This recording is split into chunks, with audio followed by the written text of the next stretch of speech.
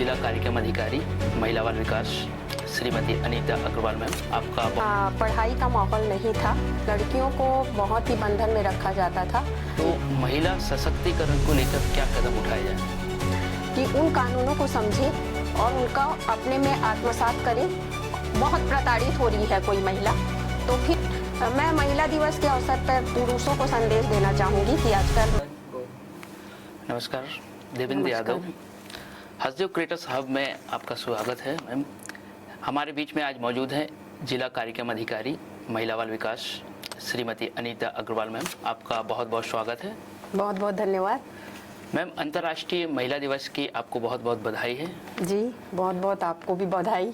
Ma'am, मैं जानना चाहूँगा आपसे, बचपन से लेके नौकरी में आने तक आपका सफ़र कैसा रहा? मेरी शिक्षा दीक्षा रायगढ़ ज़िले में हुई है। मैंने गवर्नमेंट स्कूल और गवर्नमेंट कॉलेज से एमएससी बॉटनी में किया है। हमारे यहाँ पढ़ाई का माहौल नहीं था, लड़कियों को बहुत ही बंधन में रखा जाता था। मैंने जब उन परिस्थितियों को देखा तो मैंने सोचा कि मुझे कुछ न कुछ तो ऐसे आर्थिक रूप से सशक्त होना ही होगा ताकि अन्य महिलाओं को भी मैं सशक्त कर सकूं। मैम, महिला बाल विकास के एक बहुत बड़े जिम्मेदार पद पे हैं आप, तो महिला सशक्तिकरण को लेकर क्या कदम उठाए जाने? महिला सशक्तिकरण के लिए जैसे महिलाओं के लिए बहुत से कानून आ गए हैं, उन कानूनों का प्रचार प्रसार काफ़ी किया जा रहा है और मेरा प्रत्येक महिला से अनुरोध है कि उन कानूनों को समझे और उनका अपने में आत्मसात करे और जानकारी प्राप्त करे। साथ ही साथ मैंने अपने इस सफ़र में यह देखा कि बच्चियों को पैदा होने से पहले ही मार देते थे, कन्या भ्रूण हत्या बहुत होती थी। जब मैंने दुर्ग जिले में मैं पोस्टेड थी, उस समय रायगढ़ से दुर्ग काफ़ी मेरा ट्रेन में जाना आना होता था।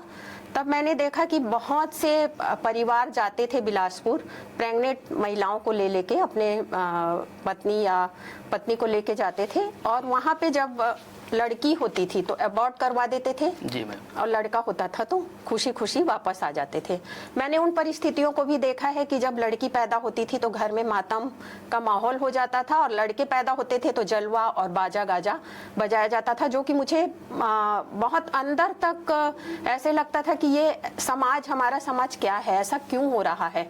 तब मैं सोचती थी कि ऐसी मुझे कुछ ऐसी जिम्मेदारी दी जाए ताकि मैं उसमें कुछ कार्य कर सकूं। और मेरा भाग्य था कि मैं रायगढ़ जिले में पोस्टेड हुई 2015 में और जनवरी 2015 से वहां पे बेटी बचाओ बेटी पढ़ाओ का कार्यक्रम लागू हुआ। और अप्रैल में जब मैं गई वहां पर तो मैंने इसमें काम करना चालू किया, कलेक्टर मैडम से चर्चा करके।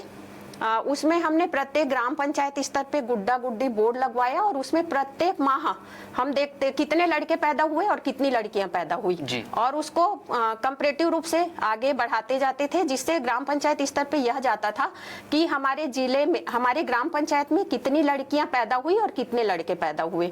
वैसे ही हमने ब्लॉक स्तर पे भी और जिला स्तर पे भी ये बोर्ड लगवाए। तब हमें पता चलता था कि हमारे जिले में लड़के और लड़कियों का सेक्स रेशो क्या है। उस समय हमारा जो सेक्स रेशो था रायगढ़ जिले का सबसे कम हो गया था, छत्तीसगढ़ में 916 हो गया था जी।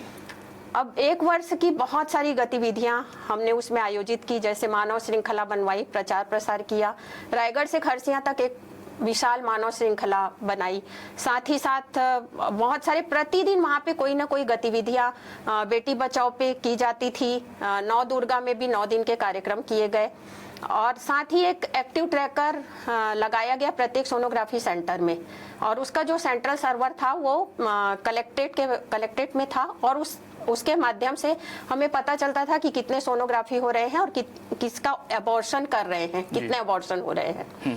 साथ ही साथ जैसे किसी की पहली लड़की हो गई है तो दूसरी लड़की ना हो इसके लिए लोग अबॉर्शन करवाते हैं, चेक करवाते हैं। या 2 लड़कियां हो गई है, तीसरी लड़की, 2 लड़कियों के बाद तो हमने उनको इतना ट्रैक कराया कि एएनएम और आंगनबाड़ी कार्यकर्ता के द्वारा कि वो उनको देखे कि उनका डिलीवरी हो रही है कि नहीं हो रही है। ये तो पता नहीं चल सकता कि लड़की है कि लड़का है, क्योंकि सोनोग्राफी से उन लोग पता कर लेते थे। तो इसको देखते हुए इतनी सारी गतिविधियों के कारण यह हुआ कि रायगढ़ जिले में एक ही वर्ष में सेक्स रेशो 916 से बढ़ के 946 पे आ गया और इसमें फिर राष्ट्रीय स्तर का अवार्ड भी रायगढ़ जिले को प्राप्त हुआ। मैम, देखने में आता है कि महिलाओं के खिलाफ कोई भी हिंसा उसकी रोकथाम के लिए क्या महिलाओं को कदम अपने उठाना चाहिए? पहली बात तो महिलाएं सशक्त हो जी तभी वो कदम उठा बिल्कुल। पाएगी, शिक्षित हो, जी अपना व्यवहार परिवर्तन करे, जी यह आवश्यक है। हमारे जैसे घरेलू हिंसाएं होती है उसके लिए भी कानून बने हैं, टोनही प्रताड़ना अधिनियम भी बना हुआ है। घरेलू हिंसा के लिए हमारे यहाँ नवा अभियान है और उसमें महिलाओं की काउंसलिंग भी की जाती है, साथ ही साथ उनको विधिक जागरूकता की भी सहायता दी जाती है। साथ ही साथ सखी वन स्टॉप सेंटर है जिसमें कोई भी पीड़ित प्रताड़ित महिला आती है उनको 5 दिन तक का शेल्टर भी दिया जाता है और उनकी काउंसलिंग कराई जाती है और कोई भी उनको विधिक आवश्यकता है तो उसकी भी जानकारी दी जाती है। मुझे बहुत खुशी होती है जब किसी महिला को हम उनके परिवार से काउंसलिंग के द्वारा मिला देते हैं। जी, जी। या बहुत प्रताड़ित हो रही है कोई महिला तो फिर उस स्थिति में उसमें भी खुशी होती है कि वो उस प्रताड़ना से मुक्त हो गई। मैम, महिला दिवस के अवसर पर आप महिलाओं या समाज को क्या संदेश देना चाहेंगी? मैं महिला दिवस के अवसर पर पुरुषों को संदेश देना चाहूंगी कि आजकल महिलाएं बाहर जा रही हैं, कंधे से कंधा मिला के कार्य कर रही हैं उनके साथ, तो यह आवश्यक है कि वो महिलाओं का सम्मान करें, महिलाओं को बराबर का दर्जा दें और उनकी जो आवश्यकताएं हैं उनको पूर्ण करें। आपने बहुत कीमती बेशकीमती समय दिया है हसदेव क्रिएटर्स हब में, आपका बहुत बहुत धन्यवाद। मैं सबसे पहले आदरणीय कलेक्टर साहब आकाश छिकारा जी को धन्यवाद देना चाहूँगी कि उन्होंने हसदेव क्रिएटर्स हब जांजगीर जिले के लिए बनाकर यहाँ के जो यूट्यूबर्स हैं उनके लिए एक अच्छा प्लेटफॉर्म दिया है। बहुत बहुत धन्यवाद। धन्यवाद।